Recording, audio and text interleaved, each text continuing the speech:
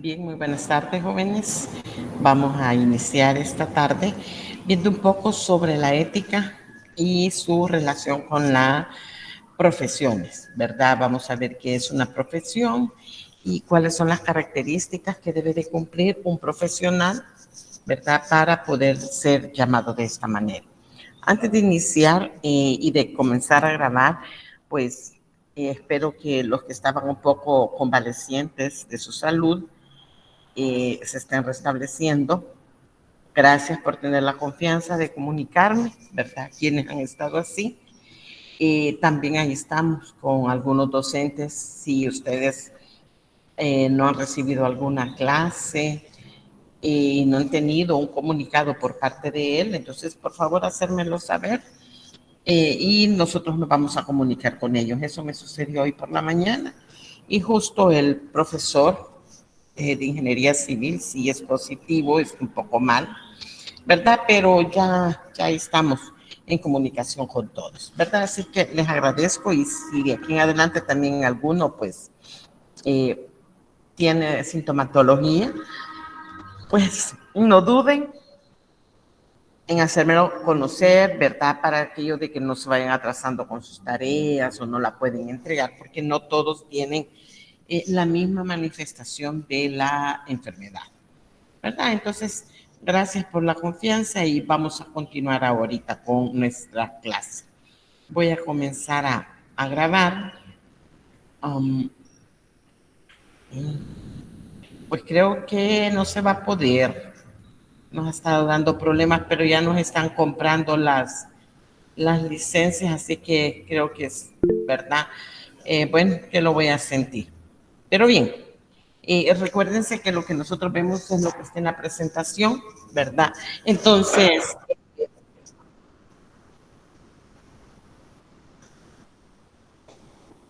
lo puede mandar a dejarlo en conversación del aula web o mandarlo aquí, ¿verdad? En el foro quizás. Muchas gracias, María. Bien, entonces vamos a iniciar y como les decía, vamos a hablar sobre la ética de la relación profesional. Ya vimos que es ética y son aquellas normativas que nos dan por escrito como profesionales y nos dice el código de ética, mire, usted tiene que comportarse así. Debe de cumplir con estos requisitos. ¿Perdón? Buenas tardes, perdón. Buenas tardes, bien. Deben de cumplir con los siguientes requisitos. Para no ser llamado, para no tener un llamado de atención. Hay otras empresas en que no le llaman código de ética, sino que le llaman manual del comportamiento, ¿verdad? Y cómo deben de comportarse los empleados. En fin, hay diferentes formas, ¿verdad? Que en la administración le dan a lo que son los códigos de ética. Pero veamos cuál es la diferencia entre la ética profesional y la deontología profesional. Fíjese que es un término un poco nuevo para ustedes, no lo hemos visto, más adelante se explica, y dice que la ética está orientada al bien. O sea, cuál es lo bueno y cuál es lo malo. Y la deontología profesional, lo que sucede es que la deontología profesional es la ética de un profesional, es la ética de un médico, de un ingeniero, de un licenciado, de un deportista, deportistas profesionales, ¿verdad? Sí los hay. Entonces, y en la deontología profesional es lo que debe de hacerse.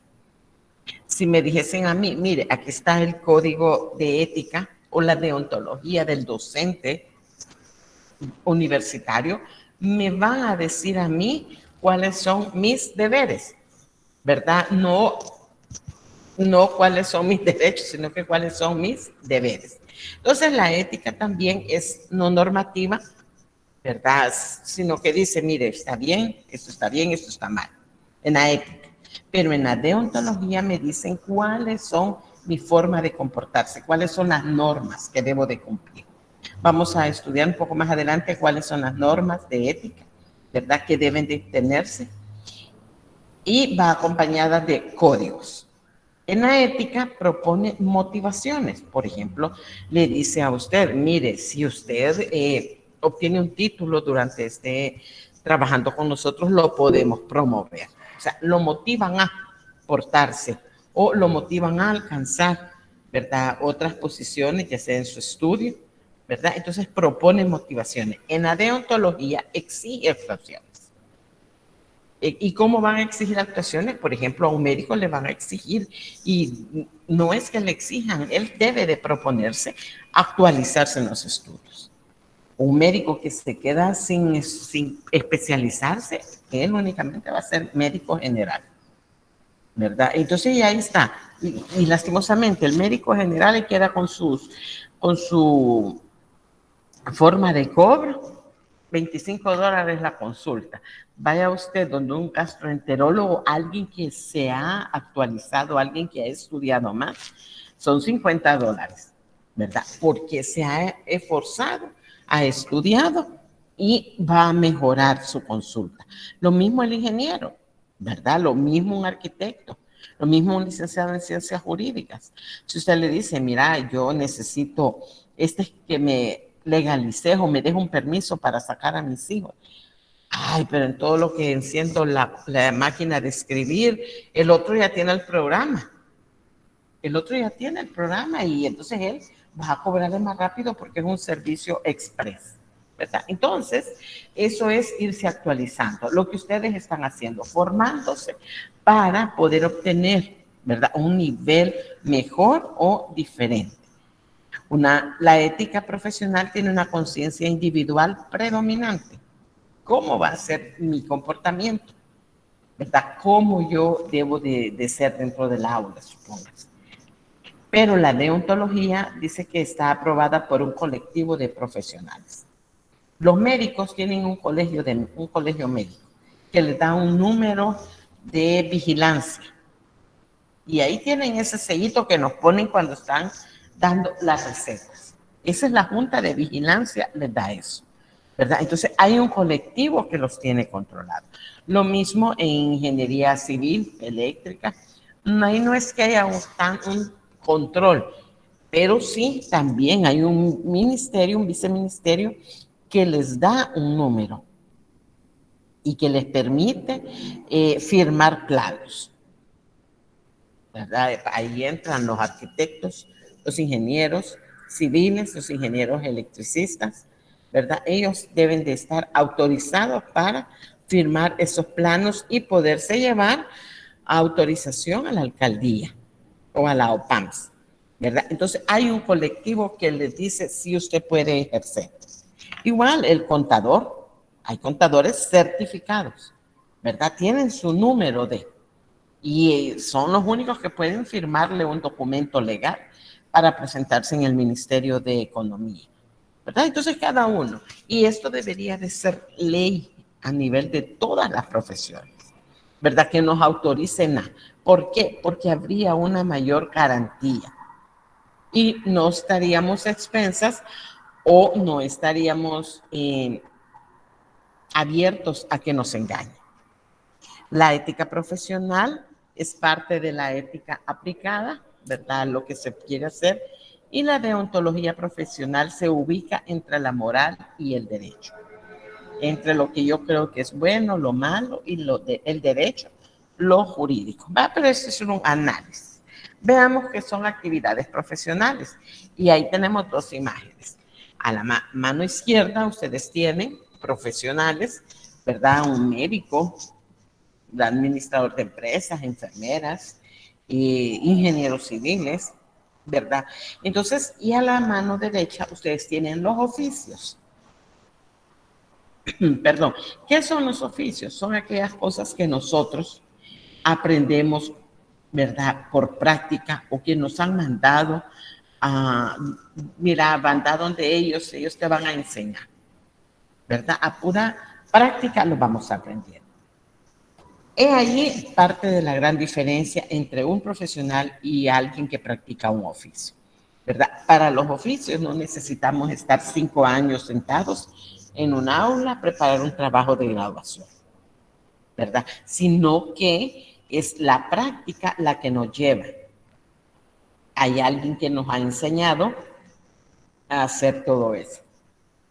Pero fíjense que ahora en estos días hay una institución, el INSAFORP, que se encarga de formar estas personas que practican un oficio, ¿verdad? Y nosotros vemos los rótulos, los anuncios, la universidad los publica, ¿verdad? Ustedes esperaría que conozcan cuáles son los cursos que imparte con ayuda del INSAFOR, la universidad. Ahí hay de albañilería y hay de topografía, ahí están los de electricidad, hay de computación, ¿verdad? Entonces hay que buscar un poquito ahí en lo que es el aula web para encontrarlos. Entonces, los oficios, esa es la diferencia. En actividad, en el profesional, es aquel que va a pasar, perdón, 5 años sentado. Puede que esté solo 3. Y va perfeccionando. Entonces me puede decir alguien, mire, pero entonces usted llamó a los deportistas profesionales. Sí, aunque no estén en un aula, pero ellos tienen que someterse a grandes entrenos, cumplir, ¿verdad? Y estudiar. Y hay películas que nos muestran en que los deportistas están frente a los grandes televisores viendo las jugadas, analizando las posiciones, ¿verdad? Entonces ellos están en constante estudio. Entonces por eso se les llama profesional y viven de eso, ¿verdad? Viven de eso. Tienen que cumplir con esas normativas que les da una entidad, digámoslo así, una escuela, ¿verdad? Una escuela de formación. Entonces, veamos un poco más qué actividades profesionales podemos tener. Ingenieros, médicos, enfermeros, abogados, bomberos también, ¿verdad? Ellos van a estar certificados y autorizados, no cualquiera va a decir, mire, aquí vengo, pónganme el casco que yo voy a apagar el fuego. No, tiene que conocer las reglamentaciones, cuándo, dónde, cómo hacer para ingresar, ¿verdad? Los docentes también. Cuando es un docente, por ejemplo, de tercer, pongámosle infantil hasta bachillerato, pues hay entidades que lo forman y ahí pasan sus 3 años. Si ya quieren llamarse un poquito más de licenciados, pues son 5 años y van a una institución de educación superior. Pero los demás que están aquí, los odontólogos, son 5 años también, ¿verdad? Entonces, que están formándose y conociendo, ¿verdad?, sobre la profesión que quieren practicar. Bien, ¿qué es una profesión? Es la capacidad cualificada requerida por el bien común con especiales posibilidades económico-sociales. Debe de responder a una vocación personal y esto es muy, muy importante. Yo he visto casos, la muchacha, el papá quería que fuera ingeniero en computación, como él, y ella no quería. Y al 3er año le dijo, mira papá, yo no quiero en verdad. No me gusta. Y entonces, ¿qué querés estudiar? Yo quiero estudiar periodismo. Y ahí está, trabaja de periodista, sacó su carrera, pero tuvo que explicarle al papá que ella no quería estudiar ingeniería en computación. Es como el que quiere estudiar medicina y al ver sangre se desmaya. No tiene vocación, ¿verdad? O el que ahorita que es médico, enfermero y le da miedo contagiarse y mejor renuncia. Ahí creería yo que falta un poco de vocación. Adquirida mediante estudios y prácticas profesionales universitarias.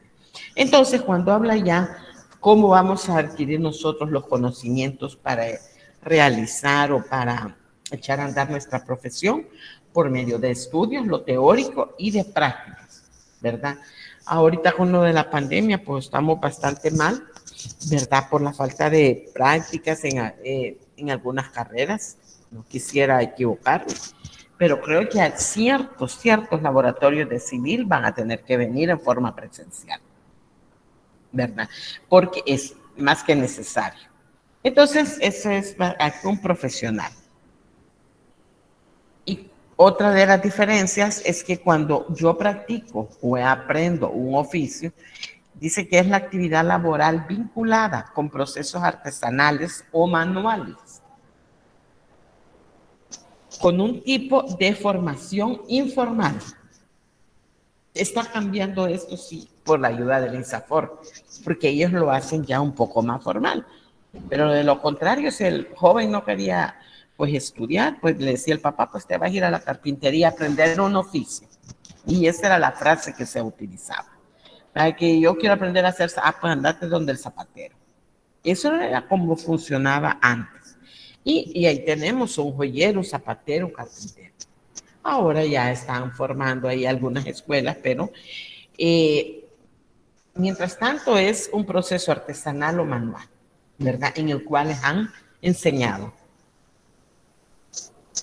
La profesión es una actividad laboral vinculada con procesos administrativos, industriales o de alta especialización, con un tipo de formación formal. ¿Por qué formal? Porque hay un plan de estudios que debe de estar vigente y autorizado por el Ministerio de Educación. Porque de nada le sirve a usted cursar en una universidad todo un plan de estudios si no está autorizado ante el ministerio. Y fíjense cómo ha ido cambiando todo. Cuando yo me gradué, los títulos de la universidad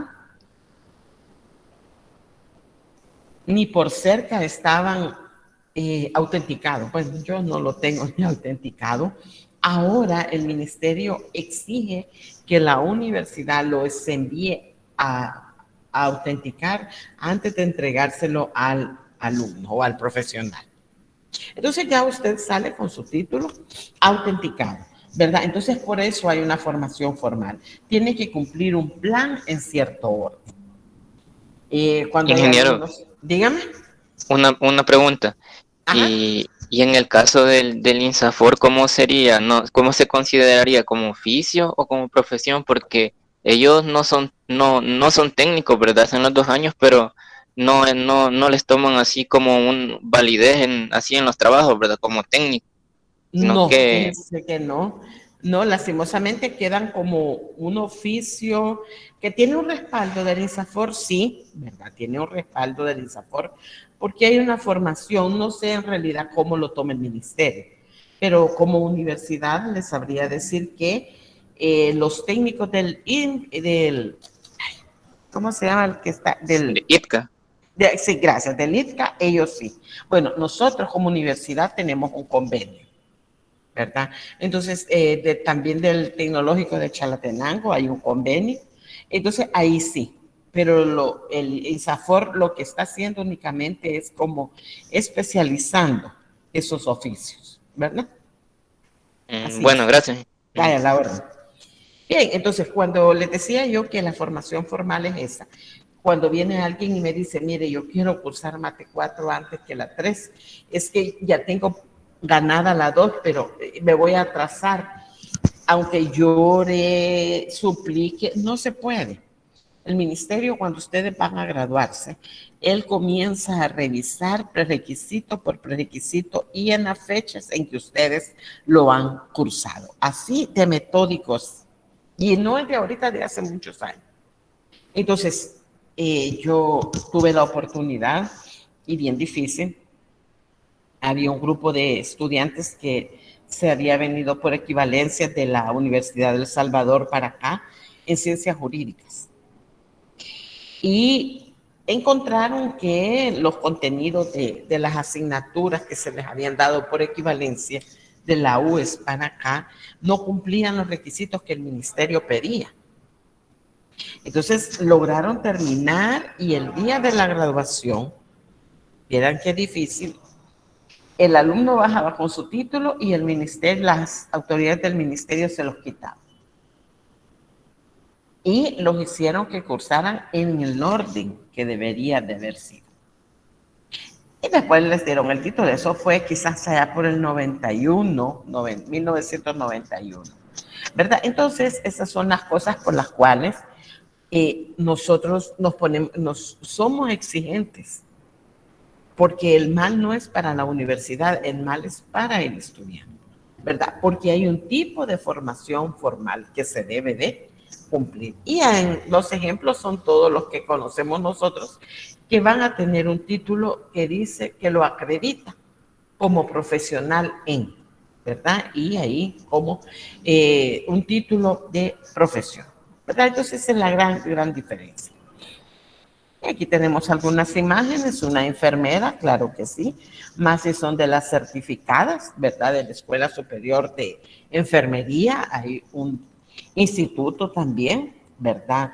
¿Qué podría ser la gran diferencia entre esto y un curso del INSAFOR? La cantidad de horas. Ese podría ser. Otra diferencia podría ser el profesional que le imparte. Creo que el INSAFOR acepta que un técnico le dé clases. La universidad no. O es graduado universitario o no da clases, ¿verdad? Entonces ahí también, fíjense, otra de las diferencias. Entonces, aquí tenemos dos ejemplos, ¿verdad? La enfermera y los deportistas. Para mí los deportistas también, eh,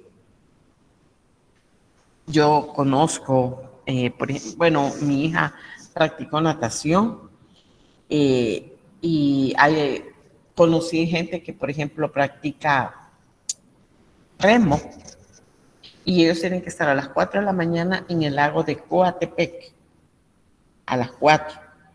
Si no viven cerca, pues a madrugar, mucho más antes.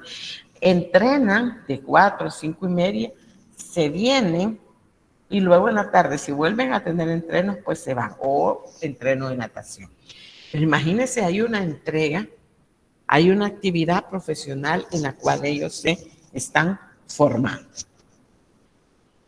Entonces, ¿qué voy a entender que es un profesional? Una persona que de acuerdo con ciertos parámetros establecidos jurídicamente por la sociedad y después de recibir la debida instrucción y capacitación superior, tiene encomendada de manera habitual una tarea específica que debe de cumplir en beneficio de los demás, recibiendo por ese trabajo la debida comprensión pecuniaria. Entonces, ¿qué va a hacer este profesional? Es aquel que va a tener las habilidades, va a tener la entrega de cumplir con lo que se le ha enseñado, con lo que se le ha pedido, ¿verdad? Entonces, y dice, es una tarea específica. El ingeniero civil debe de velar por eso y cumplir esas normas de ética, ¿verdad? No solo quedarse como profesional, sino que también ver, ¿verdad? Que hacerlo de la manera ética mejor posible. Entonces, también dice una tarea específica, no voy a mandar yo al administrador de presas a que me supervise la instalación eléctrica. No, cada quien vamos a tener, ¿verdad? Nuestra propia tarea y nuestra propia habilidad. Entonces, cuando dice de la compensación pecuniaria, habla de los honorarios. Lastimosamente en estos días, esto es de los temas más difíciles, ¿verdad? La competencia, vemos cuánto está saliendo y fíjense que gracias a Dios nosotros como universidad, nuestra mayor población, me atrevería a decir que un 75% trabaja. Entonces, claro, ya con su título pues vas abriendo mucha más puertas, ¿verdad? Que es más difícil con el título salir a buscar trabajo. Entonces, ¿qué quiere decir esto? Que debemos de, ¿verdad? Debemos de esforzarnos, de ser un mejor profesional, de procurar hacerlo de la mejor manera. Desglosemos qué es una actividad profesional. Dice que ¿qué es actividad? Es un conjunto de trabajos o acciones que se hacen con un fin determinado o son propias de una persona, una profesión o una entidad. El ingeniero industrial va a tener, ¿verdad?, sus propias actividades a realizar. Y fíjese que me llama la atención, ahorita estoy platicando aquí con ustedes, muchos abogados que se gradúan y que están ahí en el rubro, en el medio, continúan estudiando contaduría pública o al revés. Mucho contador pasa a estudiar después ciencias jurídicas.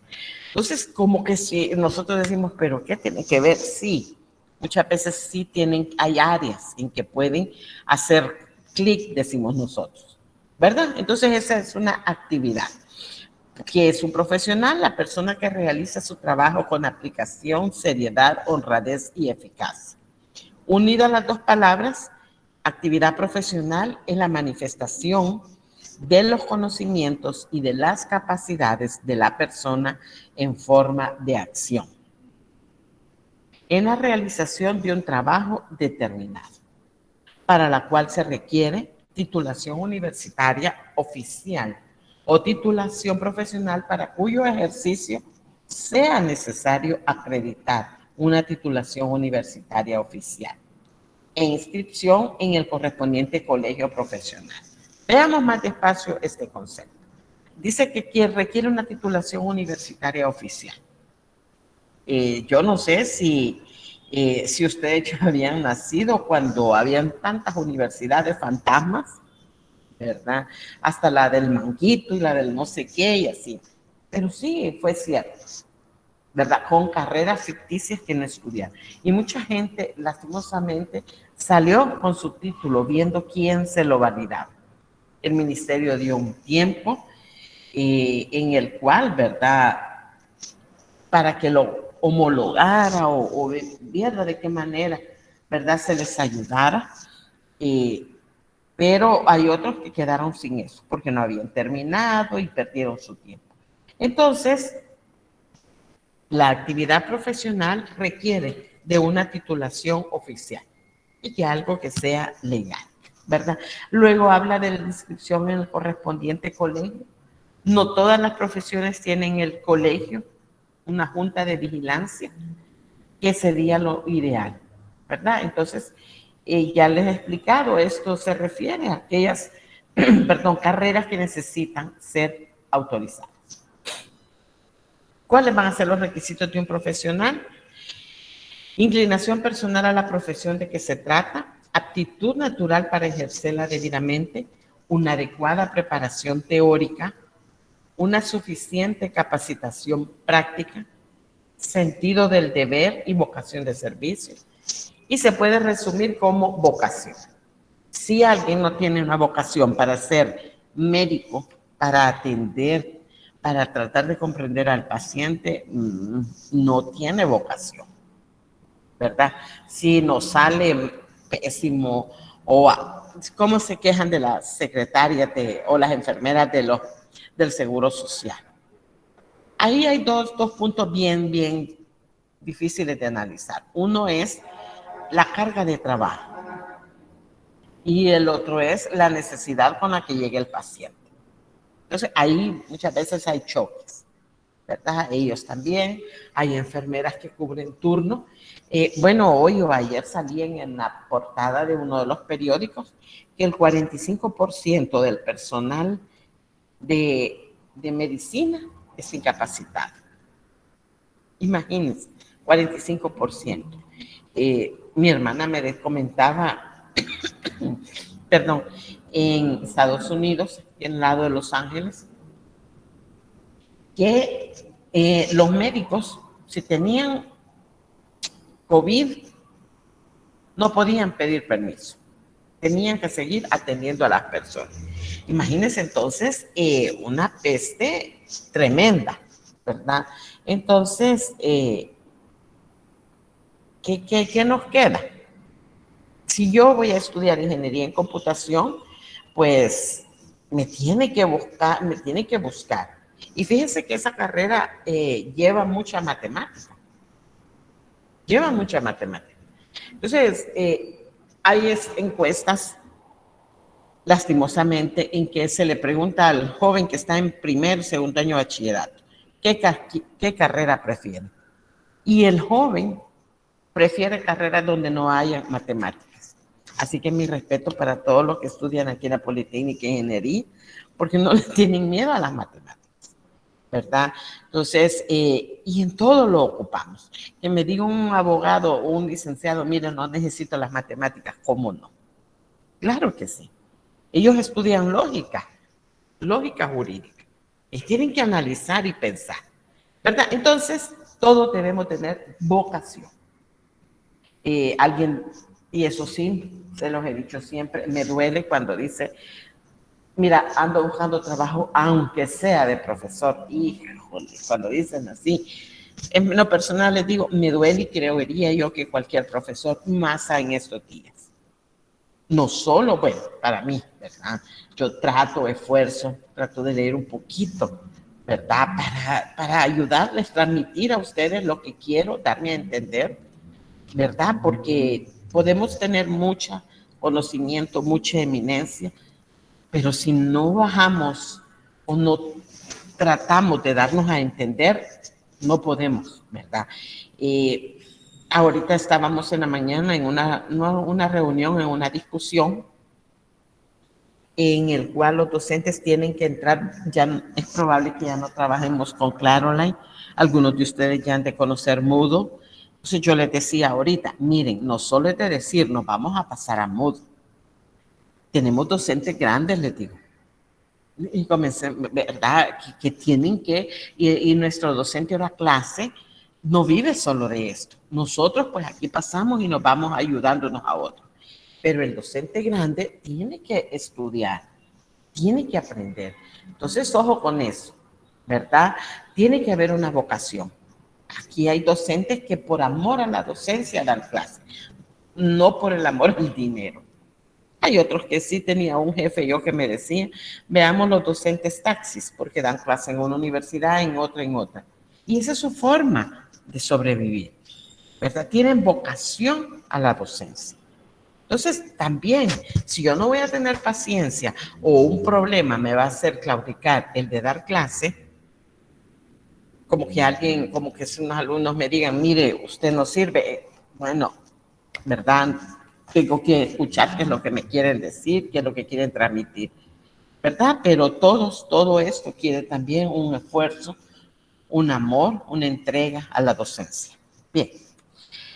¿Qué es ética profesional entonces? Es una reflexión sistemática sobre las normas que regulan la actividad profesional. Es una reflexión, ¿verdad? De las normas. ¿Cómo me debo de comportar? ¿Cómo? ¿Estará bien? ¿Estará mal? ¿Lo debo de hacer o no lo debo de hacer? Es la disciplina normativa que estudia los deberes y derechos de los profesionales, ¿verdad? Así, ¿qué es lo que debo de cumplir y a qué tengo derecho? ¿Verdad? Entonces ahí vamos, por eso es los códigos de ética, porque ahí me dice cuáles son mis deberes y mis derechos. Los códigos de conducta también en una organización me dice a qué tengo derecho, ¿verdad? Ustedes, creo que ahora ya no, como estamos en forma virtual, no les entregan el instructivo, pero ahí en el instructivo están los deberes y derechos de ustedes como estudiantes de la universidad. Otro concepto me dice que se le conoce también como deontología a la ética, ¿verdad? Y esta es la ciencia de los deberes de una determinada profesión o la ética de los deberes pragmáticos. ¿Qué significa esto? En que yo tengo que tener, si yo soy químico farmacéutico, tengo que tener una deontología a cumplir, deberes que tengo que cumplir.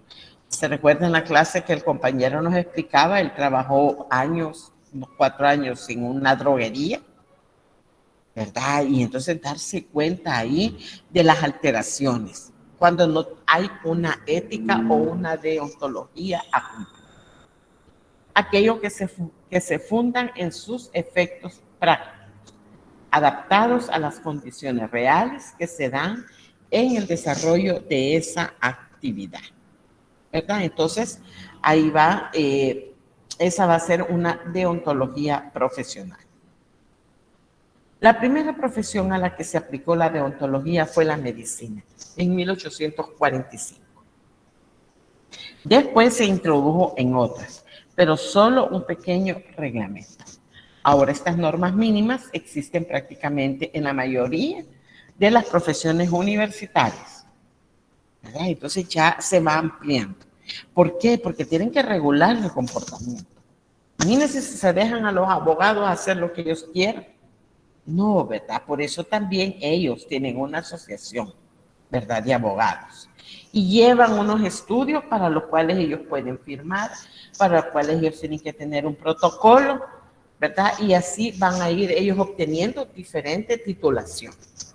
Los ingenieros para poder ejercer su profesión, los periodistas, ¿verdad? Tienen un código de ética, los periodistas, los médicos, los contadores,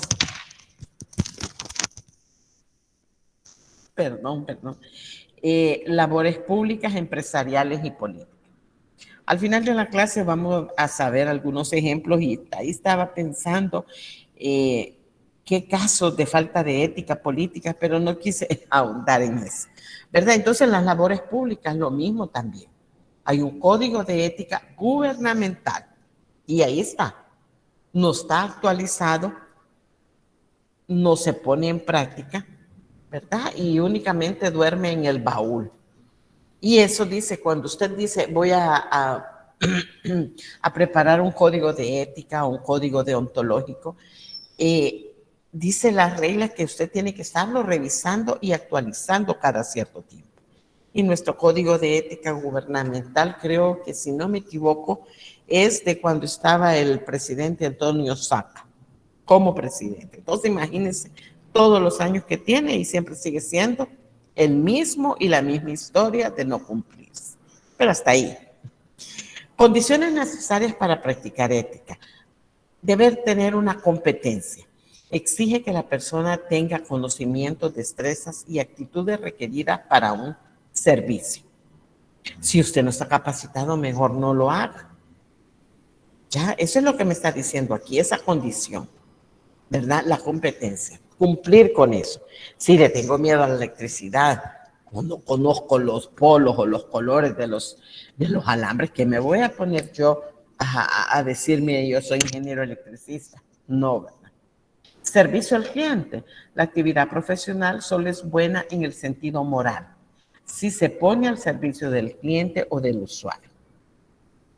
Entonces, ¿qué me dice esto? Que si yo no comparto mi profesión o no la pongo en práctica y me quedo dormida ahí con el título, no estoy haciendo mayor cosa, ¿verdad? Debo de atender a quien es mi cliente o a quien me solicite ayuda. Responsabilidad social. El profesional asume el compromiso de responder al cliente o usuario por el servicio que le presta. Y aquí es donde casi que empiezan todos los problemas. Escuchamos de abogados que se van huyendo, de ingenieros civiles que pidieron la mitad y no complementaron, arquitectos que se les dieron el adelanto y no terminaron el diseño. Y qué pena, pues. O el ingeniero electricista que le dieron un porcentaje para que hiciera las compras para la obra y no lo hace. Entonces ahí tenemos que andar con una responsabilidad social también. Y no vamos lejos, el docente que no cumple con honorario. Él no está siendo ético y no está practicando responsabilidad social. Solidaridad, las relaciones de respeto y colaboración que se establecen entre los miembros de la profesión con el fin de ayudarse y evitar perjudicarse unos a otros. Es bien difícil ser solidario. Yo siempre les digo, la profesión que mis respetos son los médicos. Ellos sí. Si en la plática con el médico le dice usted, mire, es que mi hermano es médico. Ah, su hermano, ¿y quién es? Y aunque no, y si más si lo conocen, pues no les cobran. Ellos son así, muy unidos, ¿verdad? Cuando es una familia cercana en consanguinidad, ¿verdad? Sucede eso. Compromiso público de observar las normas morales que la agremiación juzga necesarias para el logro de un ejercicio profesional irreprochable, ¿verdad? Entonces, ¿cómo es las normas a cumplir? Confiabilidad, ¿verdad? Que seamos confiables como profesionales. Y yo les digo que a quién andan buscando como abogado, a fulano, no, hombre, ese no es confiable. Esa es mentira, no te va a llevar bien el caso. O no te va a dar la escritura, ¿verdad? Entonces, hagamos eso. Y eso debe de ser desde ahorita. Porque si usted como estudiante se comporta con sus compañeros en una forma que deja mucho que desear, cuando sean profesionales, téngalo por seguro que no lo van a buscar. Mira, y ando buscando un contador, pero te acordaste, no, si ese ni en las clases era bueno, en las tareas copiaba lo mismo y no lo actualizaba. Así, y esa es la reputación que vamos teniendo desde ahorita. ¿Qué factores influyen en el individuo a tomar decisiones correctas e incorrectas? Los valores individuales. ¿Cómo me han educado? ¿Qué valores me han enseñado? ¿Qué actitud, experiencias y conocimientos del individuo y de la cultura en que se encuentra le ayudará a determinar qué es lo correcto o incorrecto de una acción? Se recuerdan que veíamos la semana pasada, ¿verdad? La cultura o la sociedad, el grupo de sociedad en el que nos hemos desenvuelto. ¿Qué es lo que yo he aprendido? Ahora ya le estamos llamando a nosotros valores individuales. Comportamientos y valores de otros. Las buenas y malas influencias de personas cercanas. ¿Qué ejemplo tenemos de ellos? Pero, por ejemplo, si ustedes ya que están adelantados en la carrera, se llaman, se comunican, ¿y con quién va a llevar la materia? Con tal licenciado. Ah, no sé, si todos los días llega tarde. No, sí, no te preocupes, empieza tarde y sale temprano. Ya, nos van categorizando, ¿verdad? Y ustedes también se van acomodando a eso. Entonces van adquiriendo los malos, los antivalores que tiene el docente. El código de ética que va a ayudar a mejorar el comportamiento ético del individuo, mientras que sin él podría tomar decisiones antiéticas.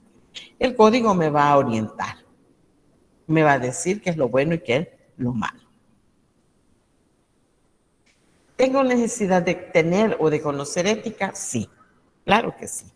Todo trabajador tiene o debe desarrollar una ética profesional que defina la lealtad que le debe a su trabajo, profesión, empresa y compañeros de labor. Todos debemos de conocer qué es lo bueno, qué es lo malo, cómo debo de comportarme. Y dice ahí, ser leales al trabajo, ser leales a la institución donde me estoy formando, ¿verdad? Pero si salgo hablando en mal de la empresa donde estoy, y si ahí estoy trabajando, pues de ahí dependo, mi alimentación, mis estudios, ¿verdad? Entonces debo de ser leal y practicar ese buen valor. Ya habíamos visto un poquito de la deontología profesional. Dice que es la ciencia que estudia los fundamentos del deber y las normas morales. Es conocida también bajo el nombre de teoría del deber. Es la forma correcta y adecuada de cómo se debe actuar y cumplir con la profesión. ¿Qué son los códigos de éticas profesionales? Todas las profesiones que han alcanzado un nivel de organización tienen su ética específica. Esta comprende un conjunto de normas de comportamiento que se sintetizan en el Código de Ética Profesional, el cual se caracteriza por su obligatoriedad moral. Ahí lo moral es lo que va en juego. El código ético es una declaración formal de los principios y valores de una organización. Entonces, de los siguientes temas son cuáles son los principios que debo de tener, cuáles son los valores que debo de practicar, ¿verdad? Entonces, todo eso nos va llevando a cómo debo de comportarme y a recordarme, ¿verdad? Yo siempre les digo, esta es una materia para que se recuerden qué es lo que aprendimos o cómo lo aprendimos. Los códigos deontológicos reglamentan de manera estricta o bien de orientación las cuestiones relativas al deber de los miembros de una determinada profesión. Contiene un marco jurídico y un marco moral. Entonces, en lo jurídico va a lo que es grave. Puede ir hasta la cárcel. Va a depender de la gravedad de la falta. Pero el código deontológico me lo va a especificar, ¿verdad? Hay errores, por ejemplo, que se ha dado, pues, que a un paciente le corten el pie derecho y no era ese, sino que era el izquierdo. Errores graves, ¿verdad? Que deben de estar reglamentados en los códigos deontológicos. ¿Cuál va a ser esta función? Van a señalar la contribución específica del colectivo profesional a los clientes y al conjunto de la sociedad, ¿verdad? Si pasa algún problema, pues mire, venga, veamos ahí. ¿Qué es lo que me dice el código de deontología o el código de comportamiento? Indican los requerimientos para el ejercicio de la profesión, conocimientos, habilidades y competencias específicas. Sus funciones son reglamentar el ejercicio de una profesión y establecer un control de calidad sobre los servicios profesionales. Entonces, fíjense que ahí está de las más importantes, reglamentar el ejercicio de una profesión. ¿Cómo se debe de cumplir? Y establecer un control de calidad, supervisar. Y muchas veces es lo que en una institución educativa puede suceder, ¿verdad? Que haya una supervisión.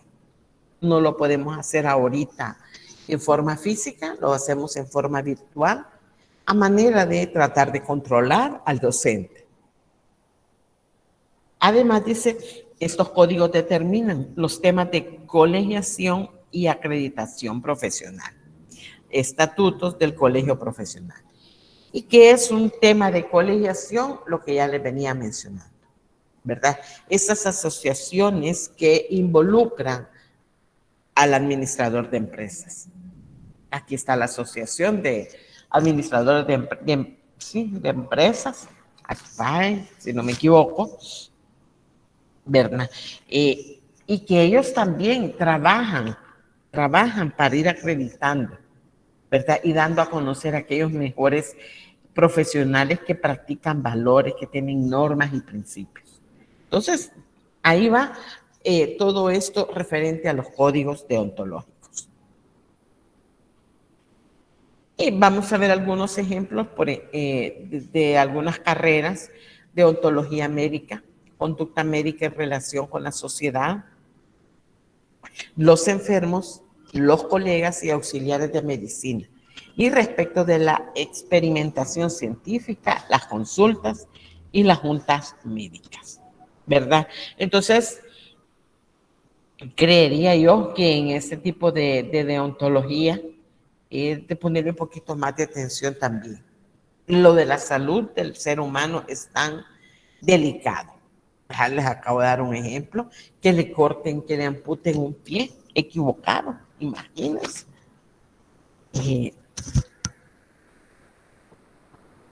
Queda bien, o sea, sin nombre, ¿verdad? Igual que una operación o que dejen algo dentro de nuestro organismo, ¿verdad? Nos puede llevar hasta la muerte. Y la deontología médica debe de regular. Deontología informativa, el conjunto de normas profesionales mínimas que regulan la conciencia profesional del informador basadas en la veracidad y en la responsabilidad profesional con un cierto sentido utópico de aspirar a lo deseable como mejor. Exige un constante proyecto de perfeccionamiento profesional. Entonces aquí es, cuando habla de deontología informativa, no habla de ingeniería y computación, habla del periodista, de los comunicadores, ¿verdad?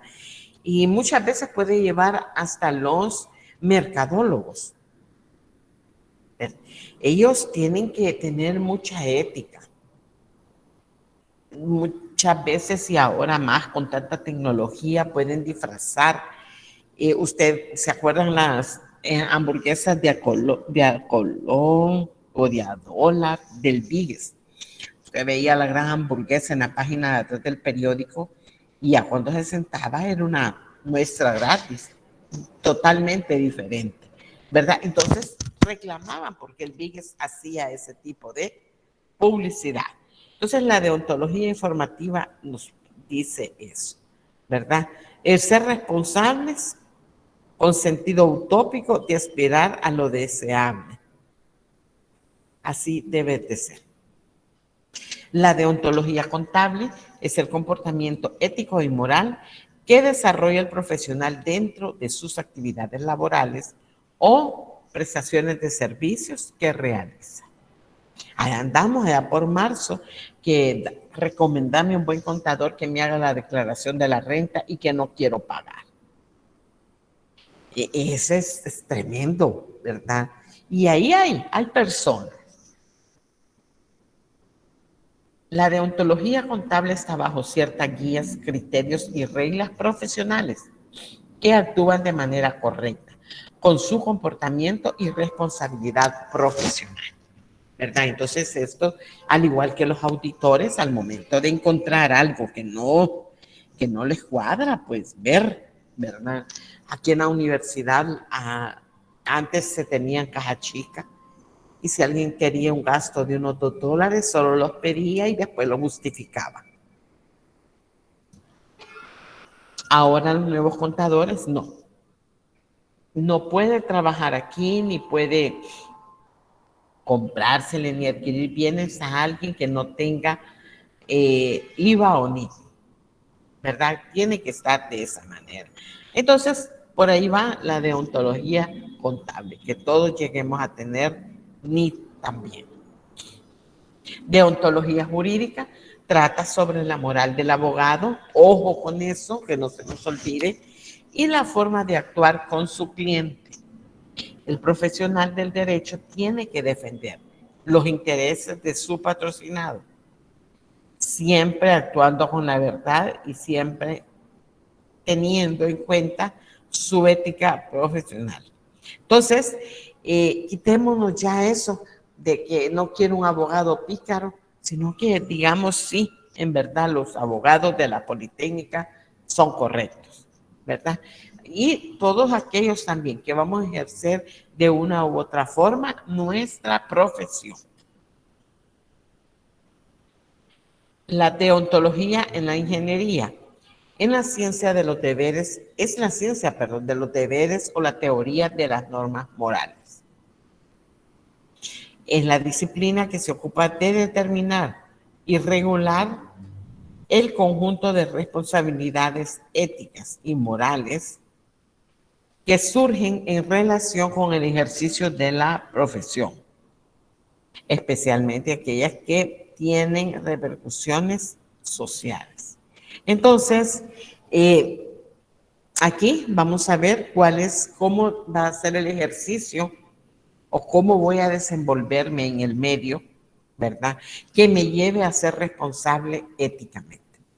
Me pongo a pensar cuando leía esto, ¿qué del ingeniero y del arquitecto que diseñaron las colonias allá en la Santa Lucía, con esos grandes taludes?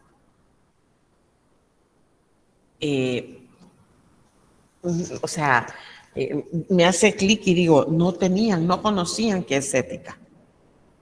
No conocían eso, no se ponen a pensar, ¿verdad? Y así muchas otras construcciones, ¿verdad? En que las hacen en estudios de suelo y que no son los apropiados.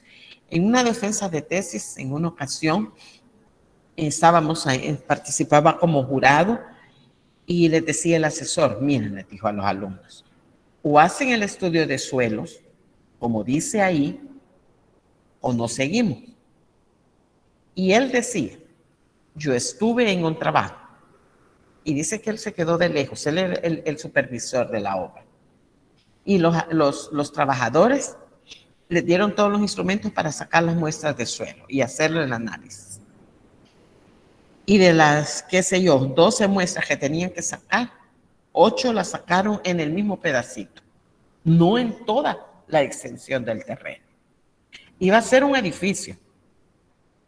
Entonces, si los trabajadores están faltando a la ética, a quien le va a caer todo es al ingeniero que ha firmado el plano, ¿verdad? Entonces, él tiene que estar, si él le pagan por supervisar, él tendría que estar ahí. Y él dice que se había quedado en el carro haciendo otras cosas y los logró ver. Y los despidió, no les dijo nada, los despidió, contrató otros y comenzó. Y se quedó él supervisando, ¿verdad? Entonces, ojo ingenieros, ojo arquitectos, a todos, ¿verdad? A todos. El ingeniero industrial también, al ver procesos en fábrica, ¿verdad? Tiene que estar atento, que vaya bien la costura. Fíjense que tuve la oportunidad hoy en diciembre de estar fuera del país y yo bien emocionada, unas camisetas bien bonitas. Dije yo, para mis hijos, dije yo. ¿Y saben qué? Cuando les leí el sticker atrás, hecho en El Salvador, y ella estaba allá arriba en Atlanta, en Estados Unidos, y yo me quedé, bueno, mano de obra salvadoreña.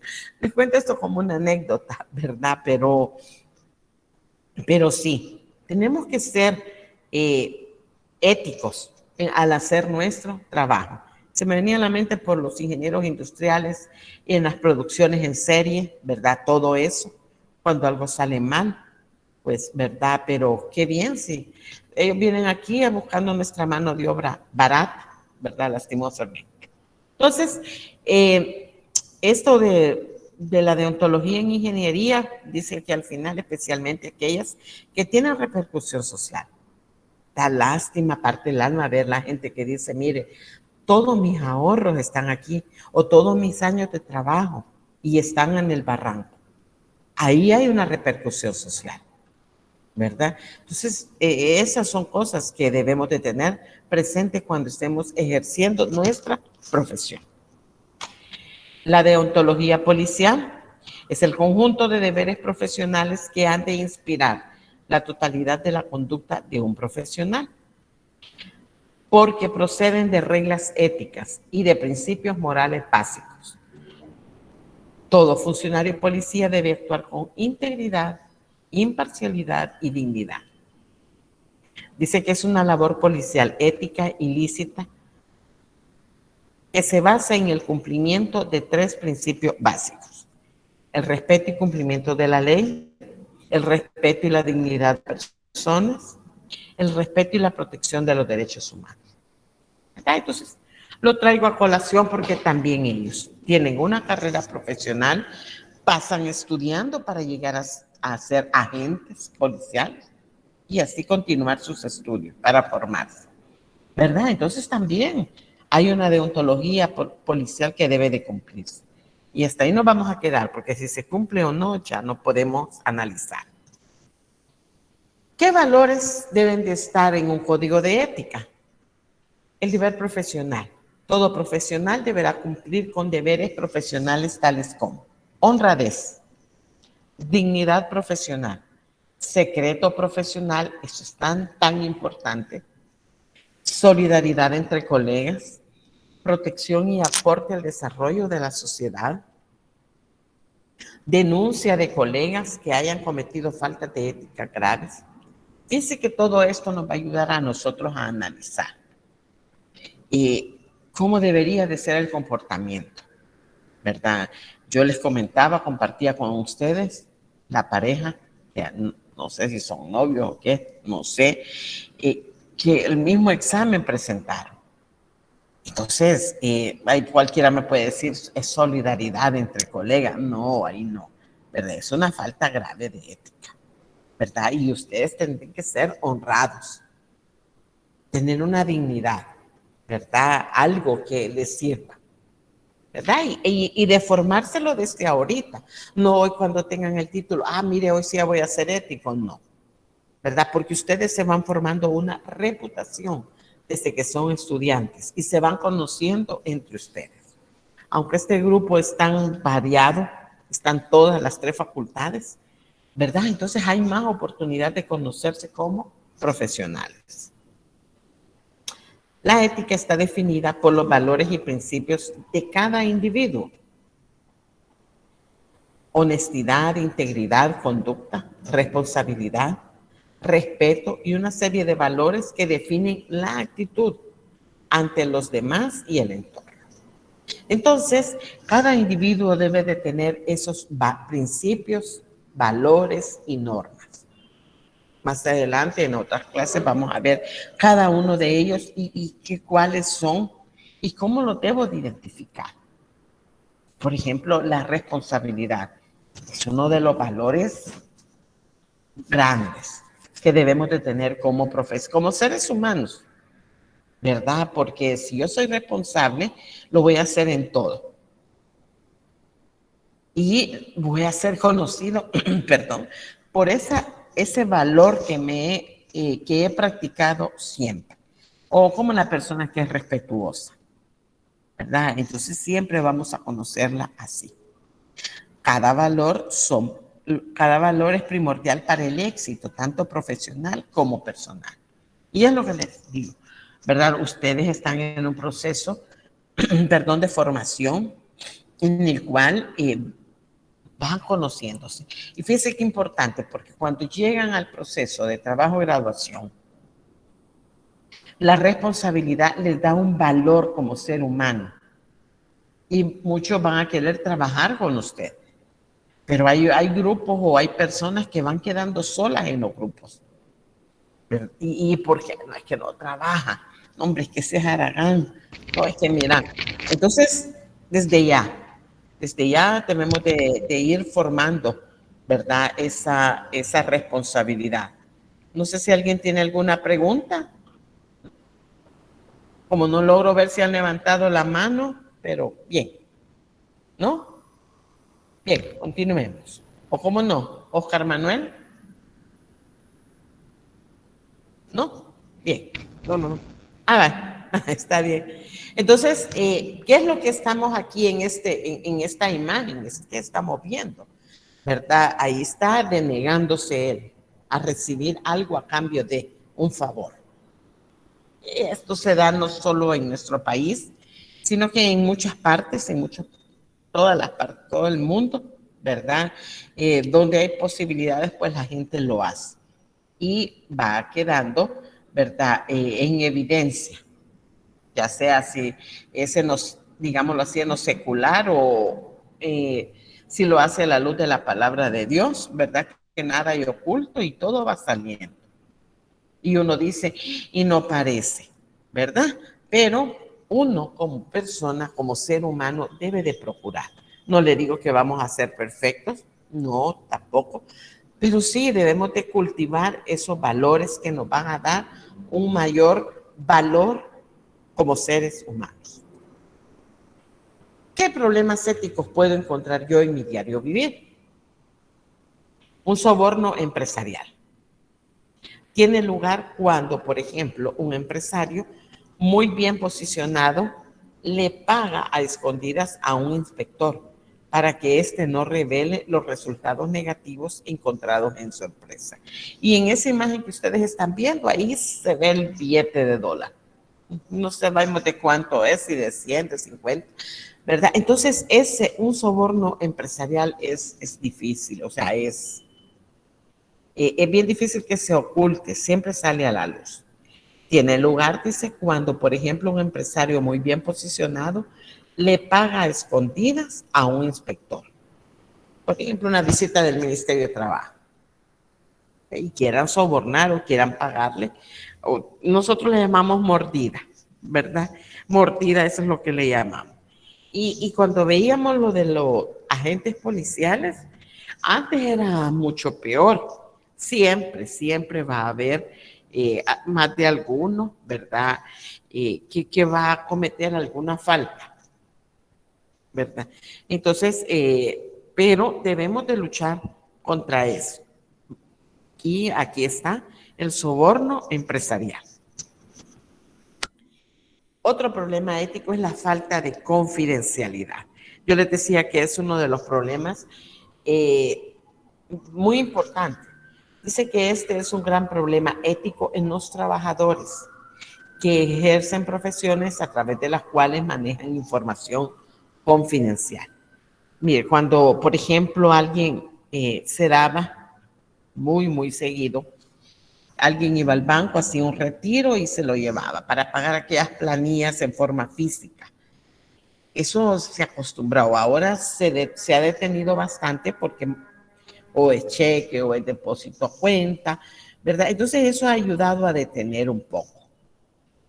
Otro caso igual, y es el año pasado, estuvo en las noticias, eran 2 muchachos y una señorita, ¿verdad? En que habían sustraído dinero de unas cuentas bancarias.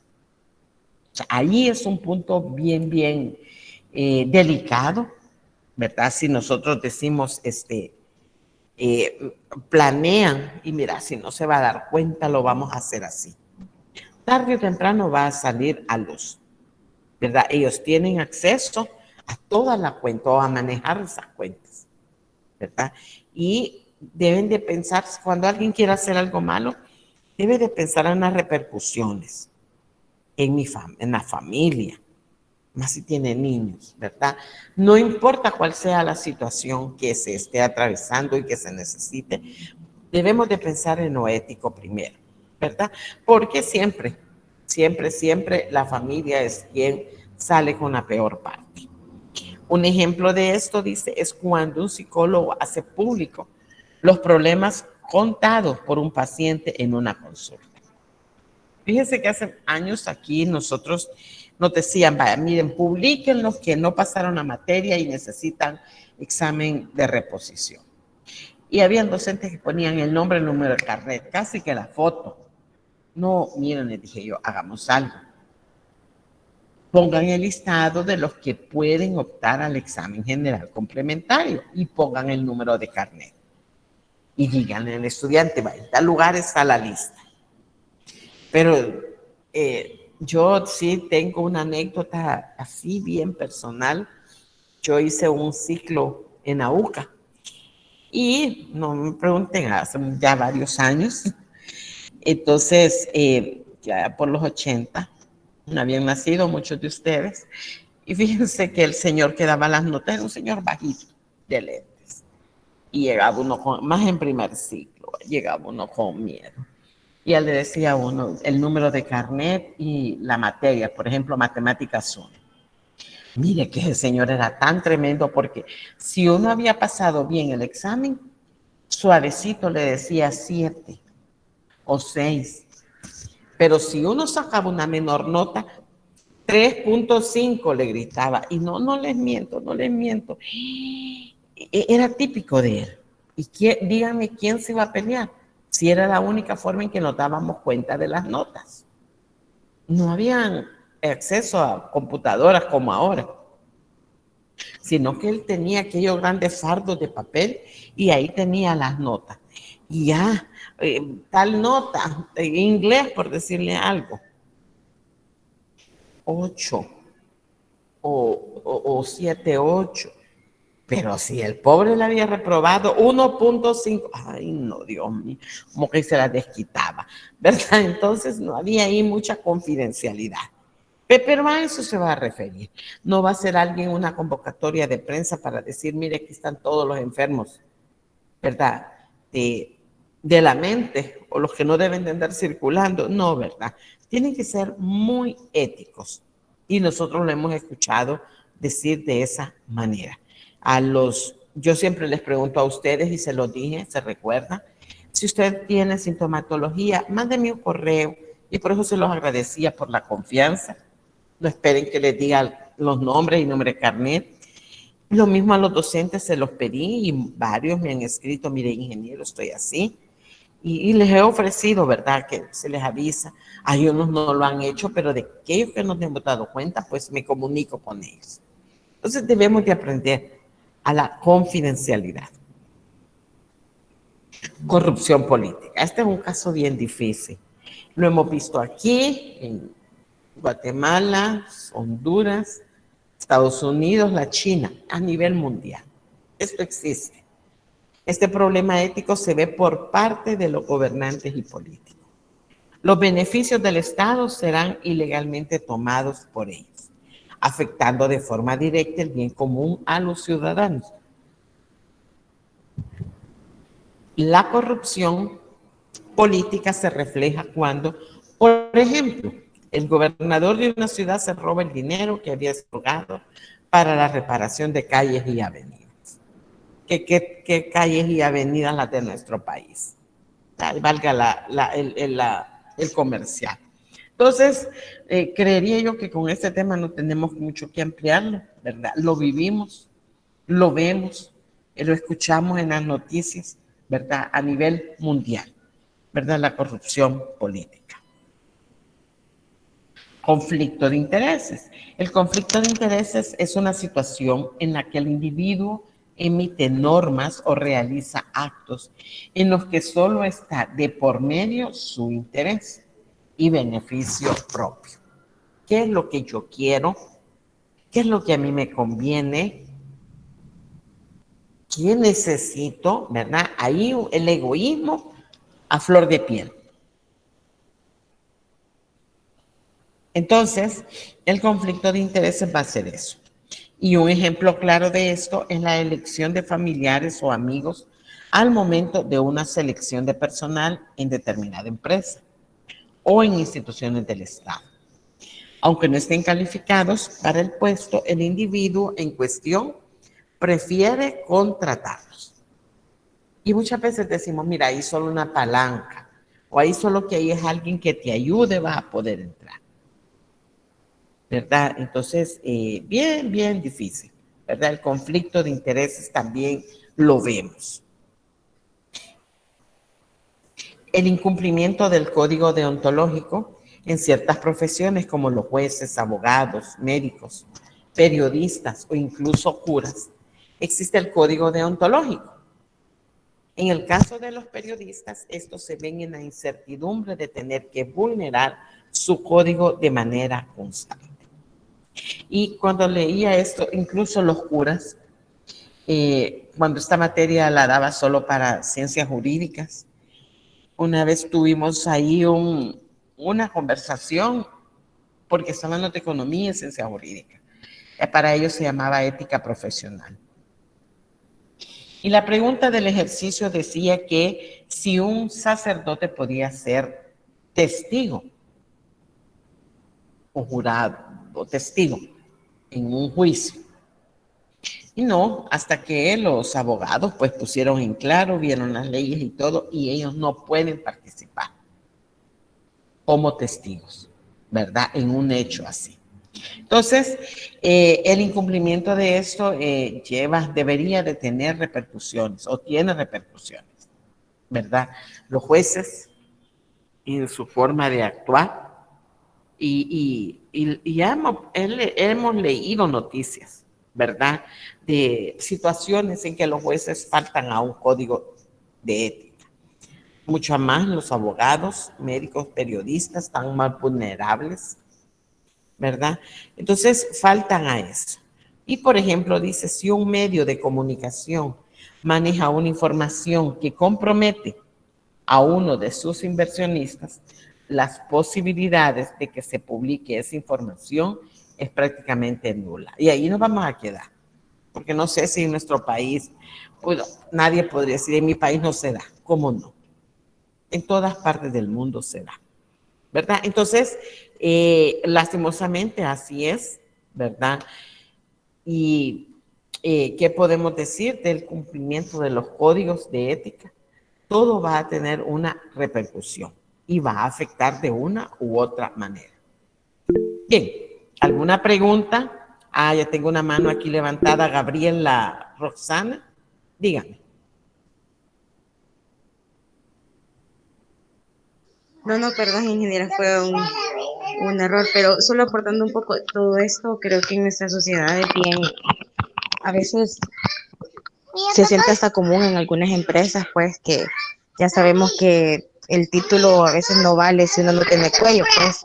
Y lastimosamente estas materias de ética se dejan como por un lado y se tiende a decir que uno tiene que ser buzo, ¿verdad?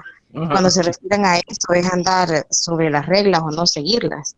Entonces es una lástima, pues, porque vemos muchas personas que tratamos de ser profesionales siguiendo las reglas, ¿verdad?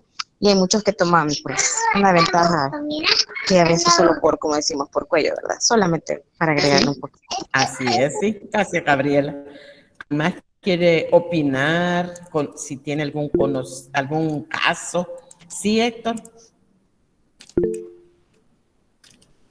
Sí, Héctor. Sí, Hola, dígame. fíjese que comentarle que en el tema de ética sí es bien lamentable, ¿verdad? Que en las empresas muchas veces no se practica, ¿verdad? Sino que es como el día a día, el día a vivir.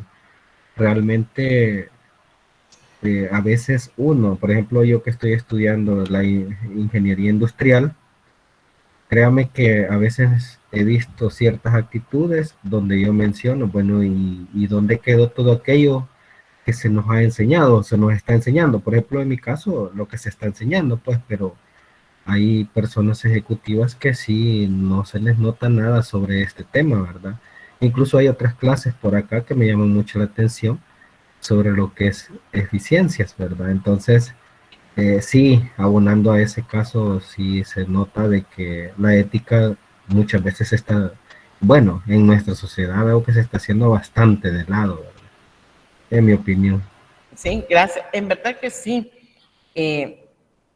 Quizás por eso el Ministerio de Educación ha retomado esto, ¿verdad? Para que recordemos, por eso les digo recordar, ¿verdad? Lo que en un momento hemos aprendido.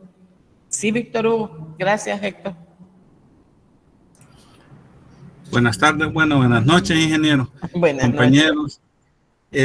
Sí, verdad, lo que acaba de decir el compañero Héctor es muy cierto. Yo quizás soy de los más grandes en esta clase de ingeniero y ya tengo bastante bagaje en diferentes empresas. Yo trabajo más que todo en comercio internacional, con aduanas y todo eso. Correcto. Y es bien triste darse cuenta que hasta en las entidades como las aduanas, que son las fiscalizadoras de lo que ingresa y lo que sale a nuestro país, existe una gran corrupción y una gran falta de ética. Fíjese que tuve la oportunidad hace unos 3, 4 años de importarle a un cliente un aire acondicionado industrial para una planta de producción. Y venía de Europa, por lo cual ingresó a la aduana de Acajutla. Y bueno, según todos los documentos que nos enviaron, porque nos toca hacer las pólizas de importación, las declaraciones a ciegas, sin saber cómo viene físicamente el producto, simplemente con lo que dicen los documentos. Pues decía un aire acondicionado industrial con sus tuberías, compresores y todo, y lo declaramos como tal, ¿verdad? Hay unas clasificaciones para ver cuánto se paga de impuesto y se hizo. Pues el delegado de aduana, que dicho sea de paso yo lo conocía, cuando vio la documentación, él como que ya había visto la descarga de ese aire acondicionado ahí en el puerto de Acajutla y se había percatado que no venía armado. Entonces, cuando vio la declaración, bueno, le brillaron los ojos, ¿verdad? Y de entrada le dijo a nuestro tramitador de que ese producto iba a ser revisión física. Hay un semáforo, ¿verdad?, que la aduana tiene donde le da levante automático, revisión documental o revisión física, que es donde revisan físicamente la mercadería. Y bueno, nosotros nos atuvimos y lo dejamos, ¿verdad?, que se diera el curso normal. Cuando ya lo estaban viendo, le dice al tramitador, ¿verdad?, que mira, esto venían cajas con los pernos, cajas con las tuercas, los ductos de aluminio separados y los compresores, venía todo desarmado. Entonces le dicen, mira, aquí lo tuvieron que haber clasificado de otra forma. Pero eso lo podemos solucionar, le dijo. Y empieza con la calculadora. ¿Verdad? Mira, si lo declararon mejor dicho, como lo debieron de haber declarado, tuvieron que haber pagado y nos da una cantidad que era casi el doble del impuesto que se había pagado. Por ponerle un número, ¿verdad? $10,000 más. Sí. Y nos dice, o sea, aquí tienen que pagar eso que no han dejado de pagar, más la multa que les voy a poner y que no sé qué, y empezó. Bueno, el muchacho afligido, el tramitador, y nos notificó y nosotros le notificamos al cliente, pero para sorpresa nuestra le dice al tramitador, pero esto lo podemos arreglar, le dijo. Yo les doy como ustedes hagan una rectificación, me la presentan a mí, pero yo quiero, por ponerle un número, $5,000 para ayudarles. Sí. Y nos quedamos nosotros. ¡Qué barbaridad! ¿Dónde queda la ética de un delegado de aduana? O sea, las aduanas están, si bien es cierto, para fiscalizar y recaudar impuestos a todo lo que ingresa al país, pero ese fulano estaba, para él. Sea, estaba sacando un beneficio propio. Mire, para no hacerle largo el cuento, nos dimos cuenta que un carro compró con ese soborno que nos pidió, porque al final se le dio, ¿vea? El cliente dijo, no, prefiero pagarle los $5,000 a pagar los $10,000 que he dejado de pagar por la mala clasificación, ¿vea? Y cosa que él estaba en su derecho, pues porque había sido una mala clasificación, ¿vea?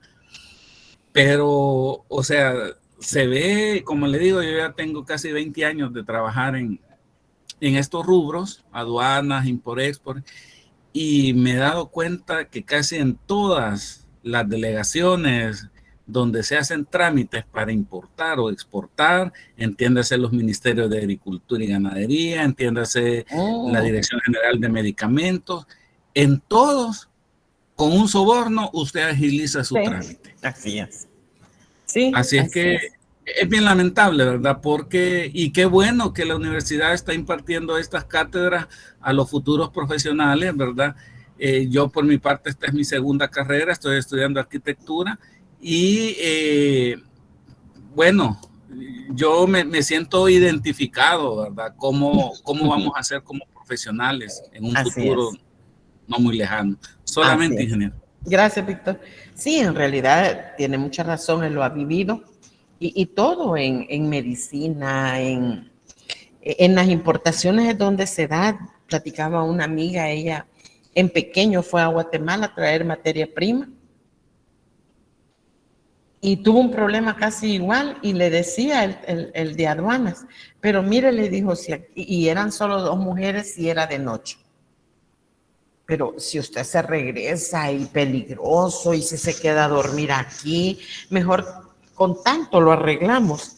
Y me dice ella, nosotros ya no traíamos dinero, me dice. No, entonces yo preferí quedarme ahí, afuera, me dijo, de las oficinas, me arriesgué hasta que mi hermano llevara más dinero para pagar lo que es el impuesto y no darle a él, me dijo, porque me molesté.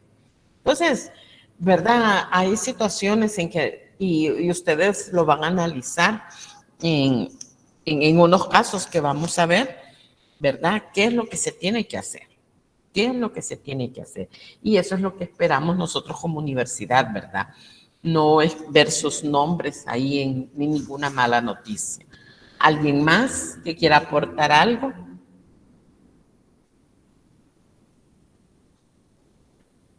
No. Bien. ¿Así, Julio? Sí, gracias, ingeniero. Bien. Comentar, yo trabajé casi 4 años en una farmacia. Creo que ya lo había comentado la clase anterior. Sucedía algo muy interesante. Era que nosotros como dependientes de farmacia, más que dependientes, la empresa nos tenía como vendedores. Y cada mes hacían una reunión donde nos premiaban a los que llevábamos mejores ventas a nivel general en toda la cadena. Y algo bien fuera de lo legal, del marco legal, porque se supone que no nos deben pagar por los productos que vendemos. O sea, eso en una farmacia es totalmente prohibido por la Dirección Nacional de Medicamentos y por la Defensoría del Consumidor. Pero la farmacia lo hacía. Y nos decían, miren, ustedes tienen que vender el laboratorio de la farmacia, y si el laboratorio de la farmacia no tiene ese producto, tienen que vender esta otra línea que nos sale más barata y genera más ganancias a la farmacia. Y era como que, vaya, está bien, trabajo aquí, o sea, ni modo, tengo que sacar el dinero de mi casa.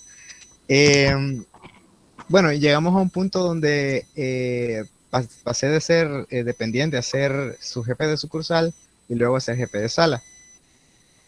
Y cuando estaba en la sucursal de Mexicanos, sí, la de Mexicanos, cuando estaba ahí, tenía una dependiente antigua, que ya tenía muchos más años de experiencia que yo como dependiente, ¿verdad?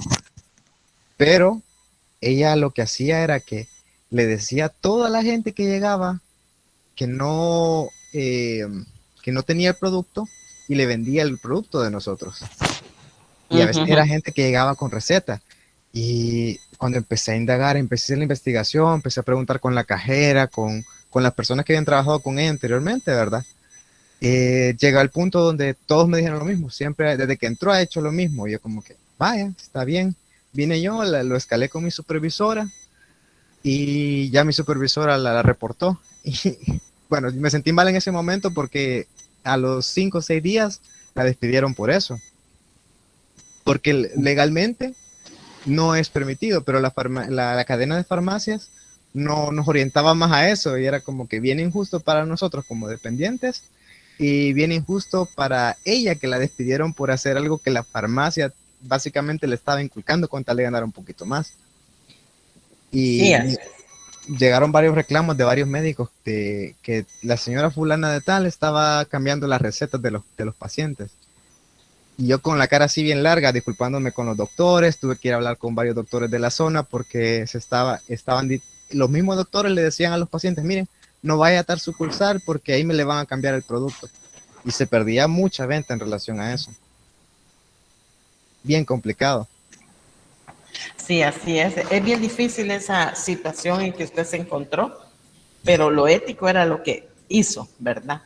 Bien, entonces, jóvenes, gracias por hoy. Recuérdense que tienen una tarea del vocabulario, ¿verdad? Que complementar. Y pues nos escuchamos el viernes. Están pendientes. Les voy a subir una secuencia de aprendizaje. Y no crean que es una cosa del otro mundo, es analizar casos como la que Julio nos ha dicho. Qué hacer y qué no hacer. Entonces, en esos problemas éticos que se dan a diario, ustedes léanlo y analicen qué es lo que van a responder. ¿Alguna otra pregunta?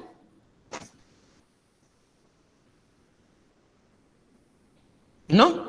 Bien, entonces quedamos así, se quedan pendientes del aula y nos escuchamos el próximo viernes. Cuídense mucho y si alguno, pues, bueno,